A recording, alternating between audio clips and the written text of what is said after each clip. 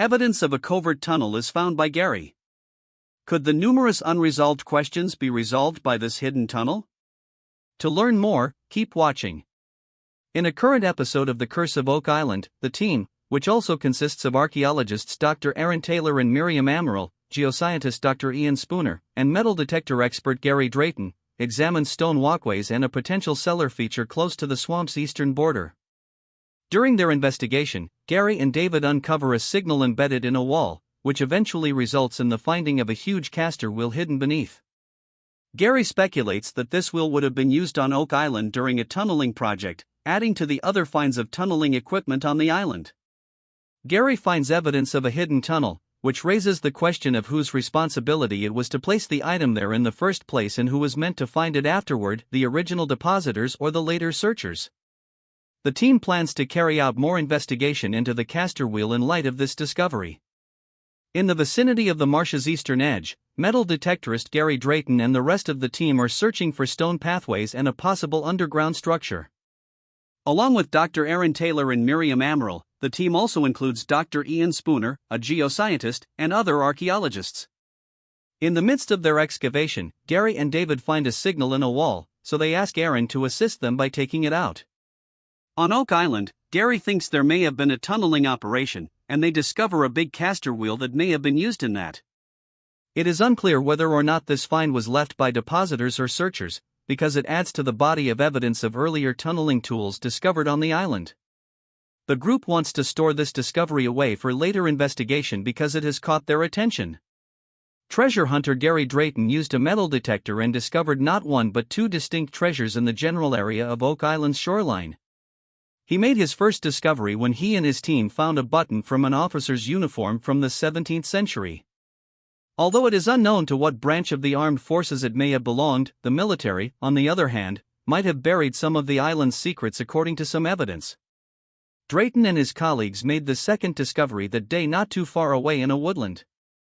They found a tiny coin buried in the ground that they suspected to be another Maravedi from the 17th century, similar to the one that had been found at the end of the previous season. However, compared to the other coins, this one appeared to be significantly smaller, likely 2 Maravedi instead of 8. Even though they are small, these astonishing finds could point to a much bigger treasure that is hidden on Oak Island. Gary Drayton made a second double discovery while using his metal detector to search for wealth near Oak Island's shoreline.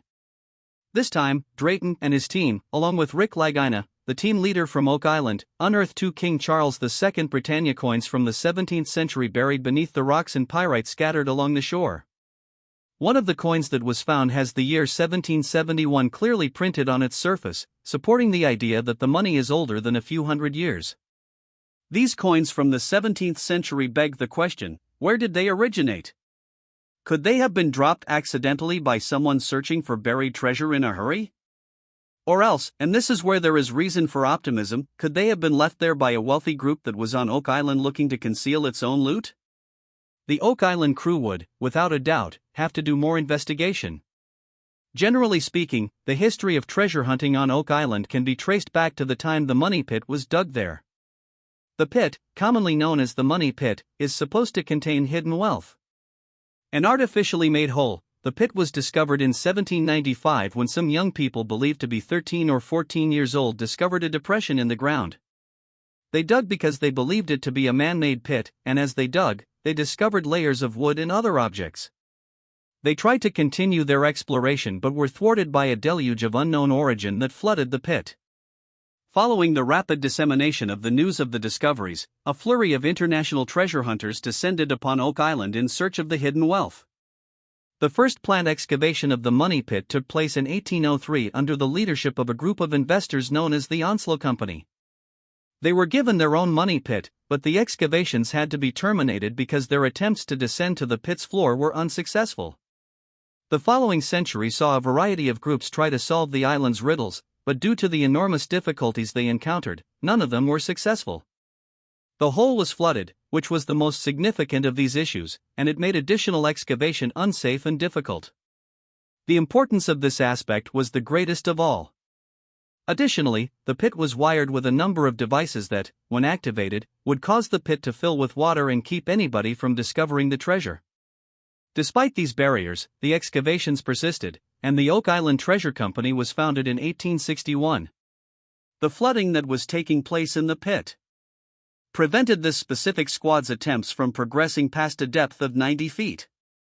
As a result of the bankruptcy of the Oak Island Treasure Company in 1909, the excavations were abruptly ended at that time.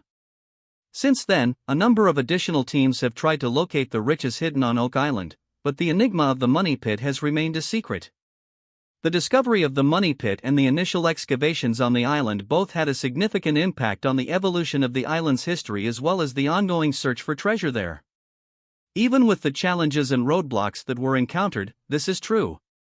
Despite the various challenges and disappointments encountered over the centuries-long search for riches on Oak Island, the mystery surrounding the island's location continues to fascinate people.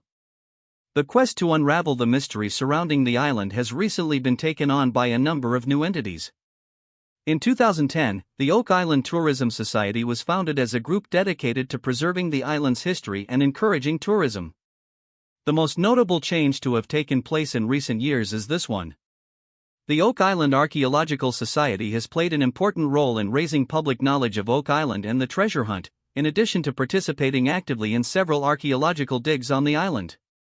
The Lagina brothers will probably receive the lion's share of the treasure. First of all, the Lagina brothers' ongoing search of Oak Island is authorized by the Treasure Trove License. Licensed treasure hunters are allowed to legally keep 90% of any wealth they uncover, according to a government rule. Marty goes on to suggest that it is very likely multiple claimants would surface and argue that they had a right to the treasure's contents if a sizable treasure were found on Oak Island. These claimants may rely on some element of their residence, ancestry, or another factor to support their claims. There will undoubtedly be a lot of people trying to get their hands on at least some of the fabled riches, but it is impossible to say who, if anyone, will be successful. The Lagina brothers and the government would both have legitimate rights over at least some share of the treasure, making them the obvious choice for at least two recipients. However, it is impossible to predict if a situation like this would ever happen.